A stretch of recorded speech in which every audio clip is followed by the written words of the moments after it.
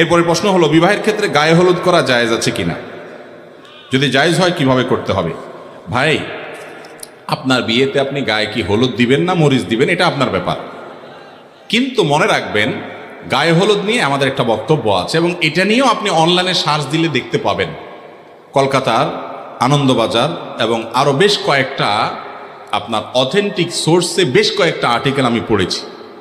গায়ে হলুদের এই যে কালচার আমাদের দেশে হয়, সবাই করেন কম বেশ, বিয়ে করবেন আর গায়ে একটু হলুদ মাখবেন না, এটা তো হয় না। মাখছেন হয়তো, অনেকে মাখছেন, অনেকে মাখবেন।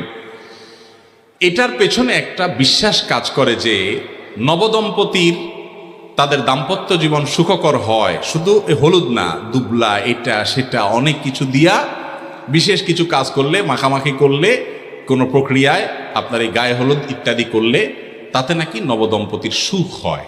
এটা কোনো মুসলমানের বিশ্বাস? মুসলমানের বিশ্বাস না। মুসলমানের সুখ এবং শান্তির মালিক কে? আল্লাহ। গায়ে হলুদের নাম দিয়া ওই অনুষ্ঠানে বেপরদিগি করে, মিউজিকের ছড়াছড়ি করে, হারামের ভিতরে হাবুডুবু খেয়ে আপনি যদি বিয়ে করেন, ওই বিয়েতে দাম্পত্য জীবনে সুখ করতে হবে, ওখানে আল্লাহর গজব তো এমনিই নাজিল হবে। কিন্তু আজ ঠিক বলতেছেন যুবক, আপনি কি পারবেন হলুদ মুক্ত এই অনাচার মুক্ত বিয়ে করতে? সে হিম্মত আছে?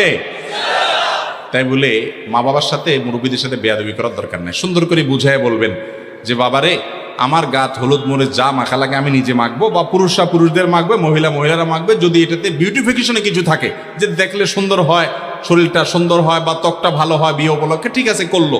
এই উদ্দেশ্যে যদি হয় তাহলে সেক্ষেত্রে ওই যে শরীয়তের সীমানা লঙ্ঘন যেন না হয় সেদিক লক্ষ্য করে করতে হবে। কিন্তু যেটা হয় গায়ে হলুদের নামে, ভাই কি হয় বলেন?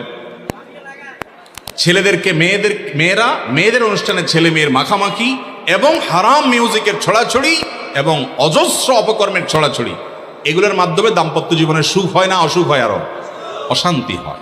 আল্লাহ তাআলা আমাদেরকে বুঝার তৌফিক দান করুন। অনেকে আবার বলে, এখানে একটা হাদিস নিয়ে আসে, একজন সাহাবী বিয়ে করে আসার পর নবী সাল্লাল্লাহু আলাইহি ওয়াসাল্লাম বলেছেন, আরে তোমার গায়ে কালার দেখা যাচ্ছে, বিয়ে করছো নাকি? বলে হ্যাঁ রাসূলুল্লাহ, বিয়ে করছি। এইটা দিয়ে আমাকে অনেকে বলে যে তাহলে বোঝা গেছে বিয়ের সময় গায়ে কালার লাগানো জায়েজ আছে, হলুদে কালার আছে, অতএব সেটা জায়েজ আছে। তো আমি তো বলছি ভাই, কালার হিসাবে যদি আপনি লাগান, হলুদ কেন লাগাবেন? টকটকে লাল মরিচ লাগান, সমস্যা কি? এটা তো আপনার ব্যাপার।